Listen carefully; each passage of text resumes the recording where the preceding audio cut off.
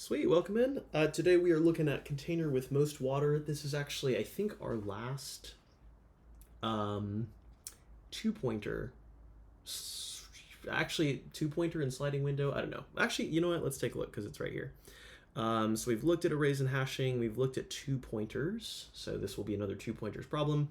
It's our last one, and then we'll move on to sliding window. Somebody said post the recordings. They are posted. We will make the recordings more publicly visible soon. We've just been trying to make sure that that all works, and it works. So we'll have the recordings like, okay, you know what? They're there. You can go to our YouTube channel. It's somewhere in general chat.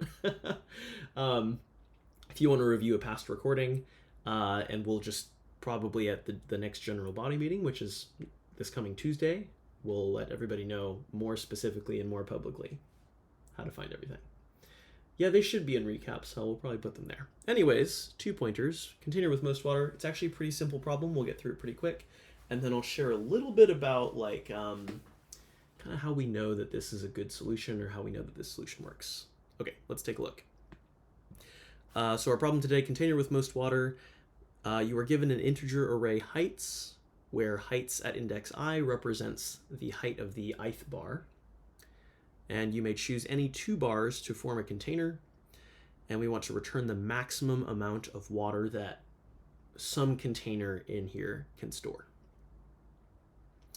Okay, so we're not going to be given a visual for all of the examples, but they gave us a nice one for this one. So example 1, we have these heights, which are 1, 7, 2, 5, 4, 7, 3, 6. And you can see those visually correspond to some bars with certain heights here. And our goal is to figure out basically like what is the maximum rectangular area that we can create out of any two of these bars. Notice, well, hopefully chat knows how water works or how liquids work. At least on Earth, what happens is whatever the if you have a rectangular container, whichever wall is shorter, that's going to be the one that determines how much water can be held. So even if you've got one really, really tall bar, so if we were to, for example, compare or make a box out of this height right here on the left and one of the really tall ones here, it would still only have a height of 1 because the water would fall out, right? Okay, so the question obviously is how can we find the largest possible one? We'll dig into that in a sec, but hopefully it's clear from looking at this that the maximum amount of area that we could make would be this width of 6 times the height of 6.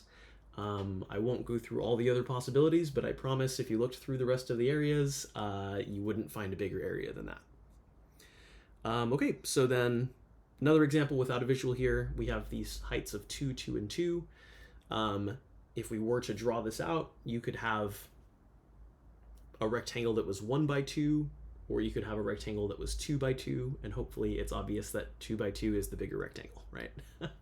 Okay, so some constraints were given. The length of the height array, so the number of heights that will be given, will be between 2 and 1,000, so we will for sure be able to make a rectangle. There will be at least 2, but there might be as many as 1,000, so we want to do this sufficiently. And then the heights themselves will be somewhere between 0 and 1,000. Not that that's going to make a huge difference to us. We don't have like negative heights or anything, so we're just working with reasonable heights that represent real life situations, kind of. Okay, I just realized I had this up the whole time. So let's actually go through kind of how we can come across this exact solution here. We'll diagram it a little bit. Let me open up a new page here. They just changed the GoodNotes UI. I don't love it, I'll be honest. Anyways, let's grab the heights from this array here.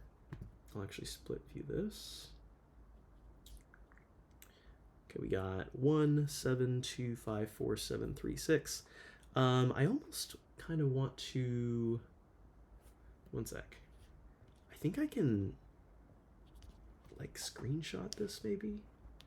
Oh, that was so bright. I'm sorry if I just flashbanged someone. Okay, because I don't want to draw this myself. I'm lazy. So let me see if I can grab this. Oh, that's so bright. That's so bright. That's so bright. Okay, don't love that. Okay, we'll paste this in here. Oh, she's tiny.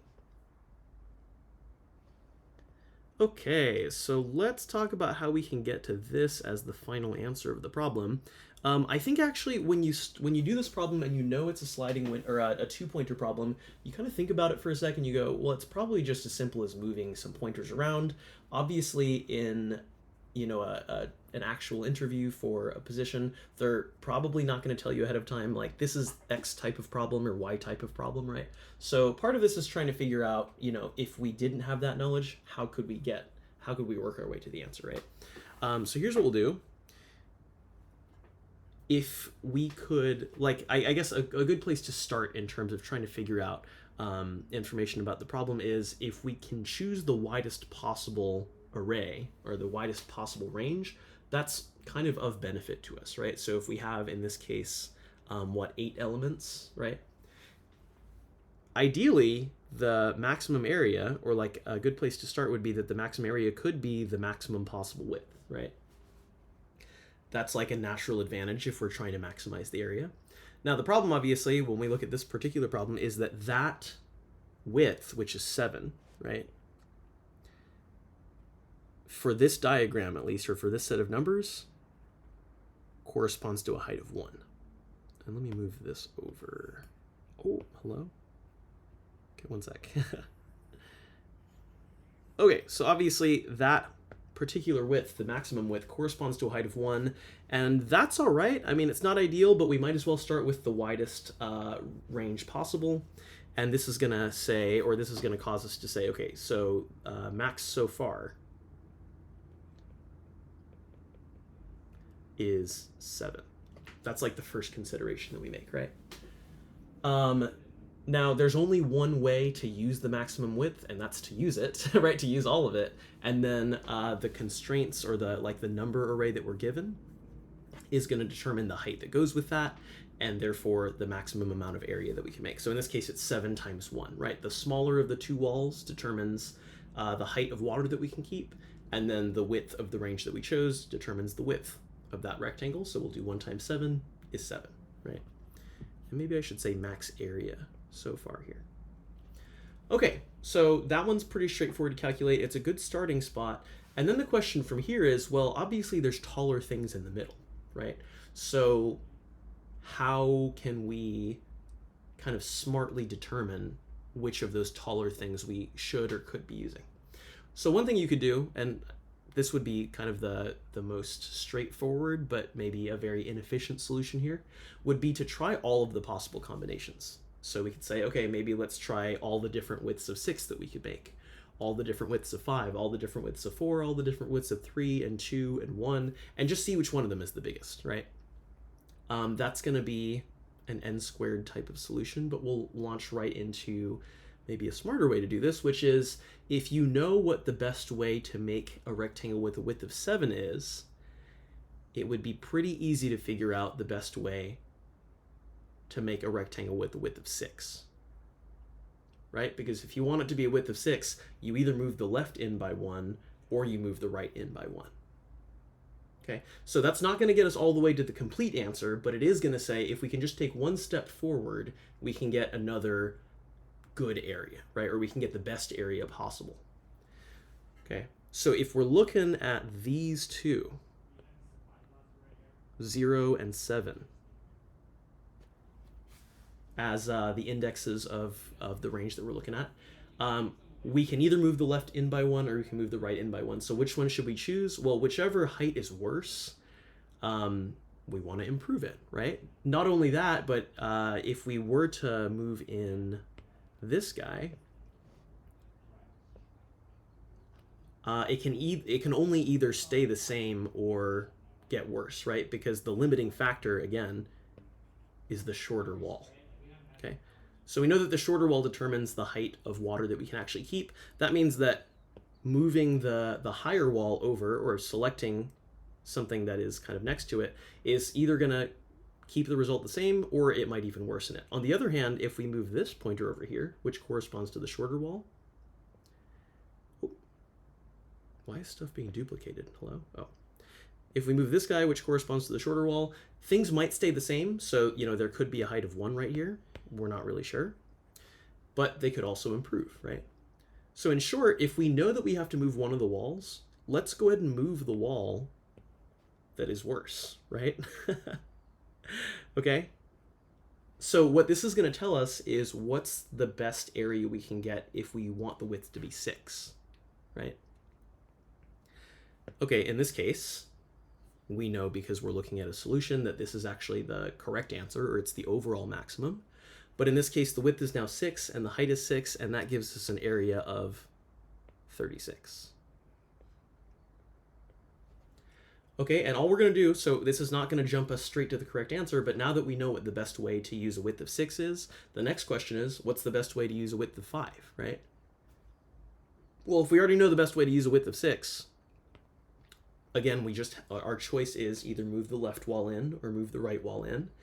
And again, we want to choose whatever the better of those two options is. So in this case, this guy is the limiting factor. We move it in by 1. That's not what I wanted. We move it in by 1, and we reevaluate. So this time the width is 5. We know that this is the best possible width of 5 that we can get. And in this case, it's 5 times, I think 3 is the height there, which is 15. Now that's not better than the maximum so far, so we don't have to worry about that. But we just continue this process until eventually we've considered all of the possible widths. And we've gotten not only a bunch of possible widths, but we've gotten the best way to make a rectangle with those widths, right? Okay, yeah, we won't go through all that, but in short, these would keep moving inward. This would move here. This would move here. Why does that keep happening? Weird. Okay, and then this would move here, and then this would move here, and eventually we would get to a width of 1 and say, okay, here's the best way we can use a width of 1, and then these guys would meet up with each other. And obviously a width of 0 is never going to get us a good area, right? Because there will be an area of 0, and that's how we know that we're done. So this whole process of kind of taking it one step at a time, considering the max width, and then one less than that, and one less than that, and one less than that, and one less than that, this may be familiar to you as something of a proof of induction, right? Where we may not know immediately how to jump to the correct answer, but we do know how to say, hey, if this is the best way to do the max width, let's just figure out the best way to do one less than that, and one less than that, and one step forward, and one step forward, and one step forward until we finally get to the end, right? So the actual code for this problem is not super difficult, but I think the challenge is, how do you know that that's actually the best way to get the correct answer? And again, this inductive explanation, I think, is a good way to think about it. Yeah, so just to recap on how we're going to approach this, we're going to start by thinking about the maximum width. Okay, there will be exactly one way to get the area that corresponds to that. And then we're just going to say, hey, what's the best way to get a rectangle that is one width less than that, which means that only one of these can move at a time. Right? And since at every single one of those steps we're guaranteed to get the maximum area for that width, eventually we'll have covered all the possible widths and we'll be done. So at the beginning of this, I mentioned the naive solution is O of n squared. If we're looking at every possible width once, well, that's going to be O of n because the max width is the number of elements, or it's really n minus 1, but that corresponds to O of n in terms of time complexity. Okay, I just did a lot of talking. This is actually a relatively simple problem. If anybody has any questions, please hit me in the chat. I would love to answer them, but we'll move on to the code solution if I can find it. Great. Okay, so what we were keeping track of kind of on the side was, hey, what's the running max so far? So I'll literally call it that. Now, since the heights can be between 0 and 1,000, I'll just initialize it to 0 because we can't get worse than that. And then we're just going to go through, let me think about this actually. Again, we want to think about like the left and right boundary, right? Or the left wall and the right wall. So I'll say left and right are going to be, so left will start at 0 and right will start at whatever the length of nums is minus 1. So this is just going to initialize them like we saw here to the ends of the array, right? And again, we're in the 2-pointer section. When we say 2-pointer, in this case, we're just talking about indexes, but we want to start them at the ends. Now we're going to loop through all of the possible widths. Now, the way that I'm going to capture this loop condition is I'm going to say just while left is less than right. Okay. So when the pointers meet each other, that's how we know that we're done, because that's going to correspond to a width of 0, right? Okay, so as long as left is less than right, what do we need to do? Well, first of all, we need to see what kind of area we're dealing with. Ooh, actually, let me think about this. Yeah, okay. So I'll say like current area equals, so how do you get the area of a rectangle like this? Well, again, you choose the smaller of the two heights, right? The minimum of the two heights, and you multiply it by the width of the interval.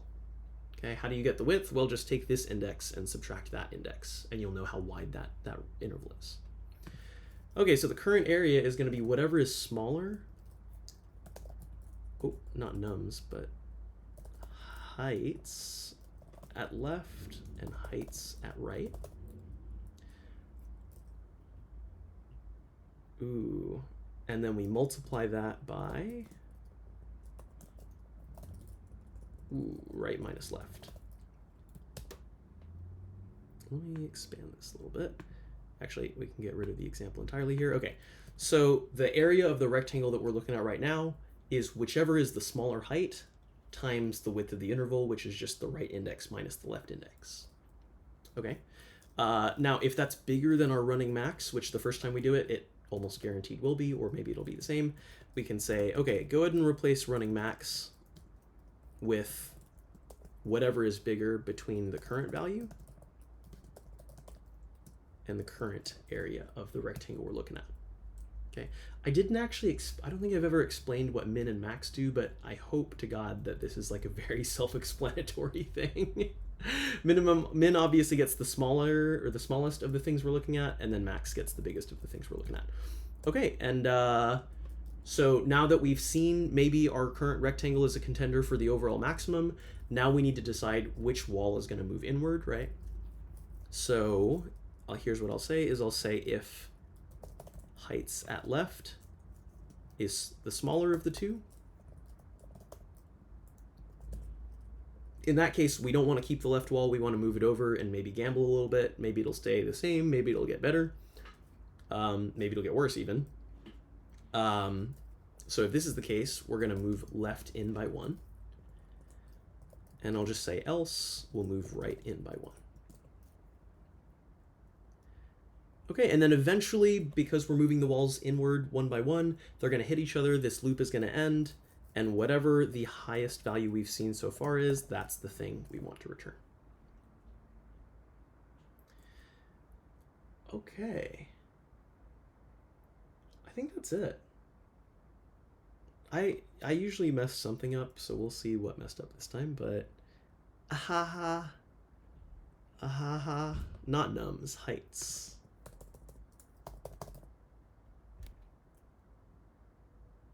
Thank God she worked.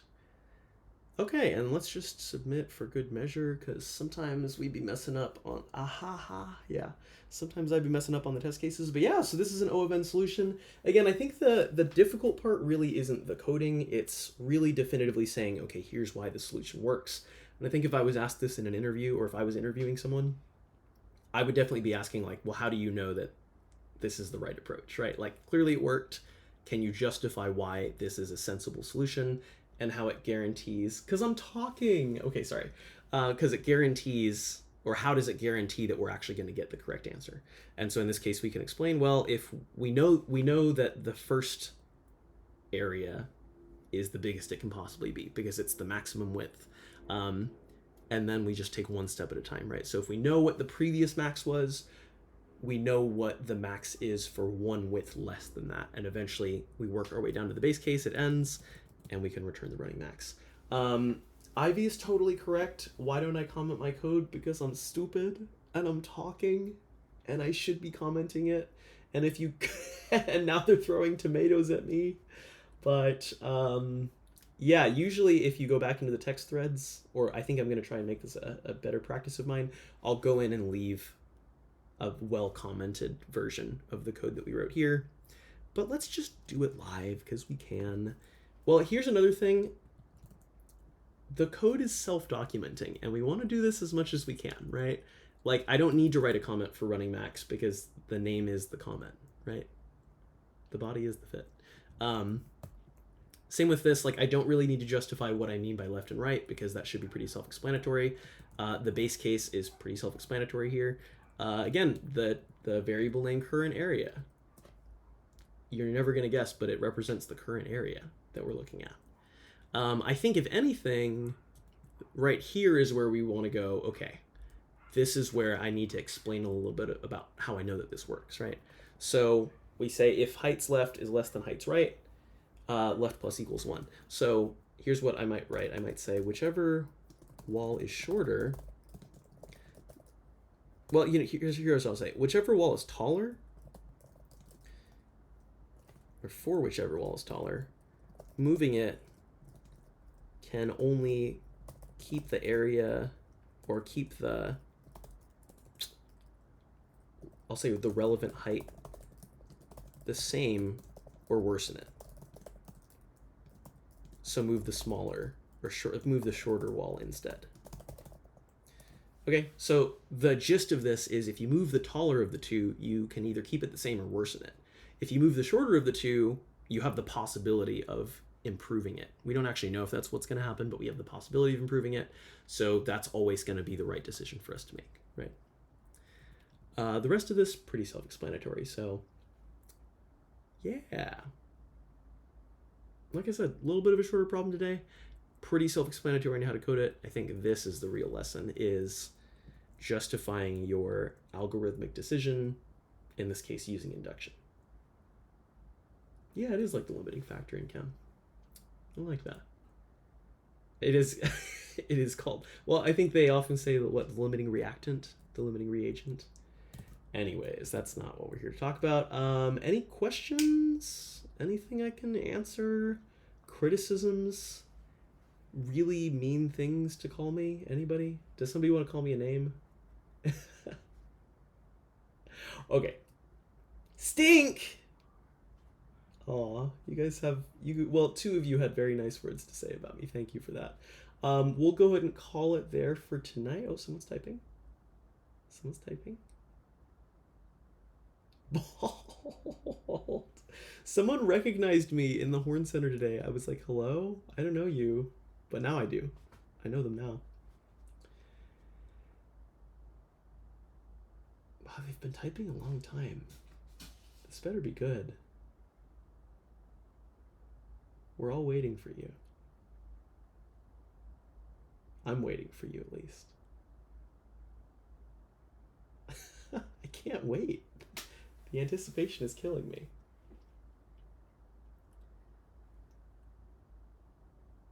Wow, they're still going. They're still going. Okay, I think I have to end the recording here.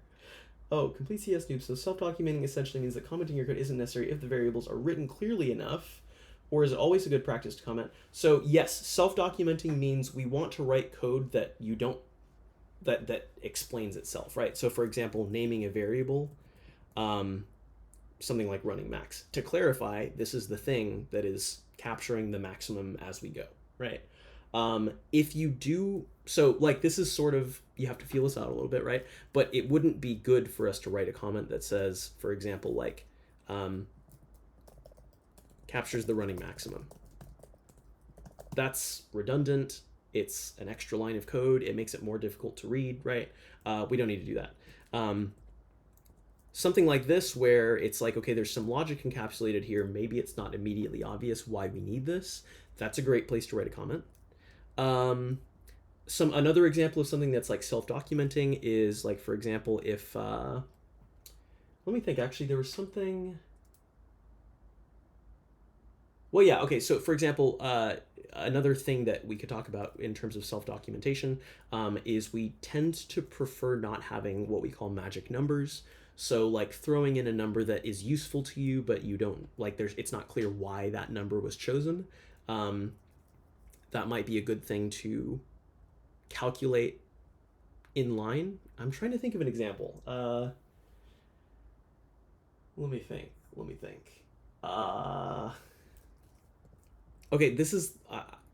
If you didn't know this, Ivy and I are actually TAs for CCS 325. So one thing that's on the brain for me right now is cards, like in a playing card deck. There's 52 of them, right? So it might be better to say like num cards is 13 times 4 rather than just throwing the number 52 in there, because it's like, well, why 52? Like, where did that come from? Or even better, maybe we could say, okay, num suits, which is arbitrary, is 13, or sorry, number suits is 14, or is 4, and num ranks is 13, right?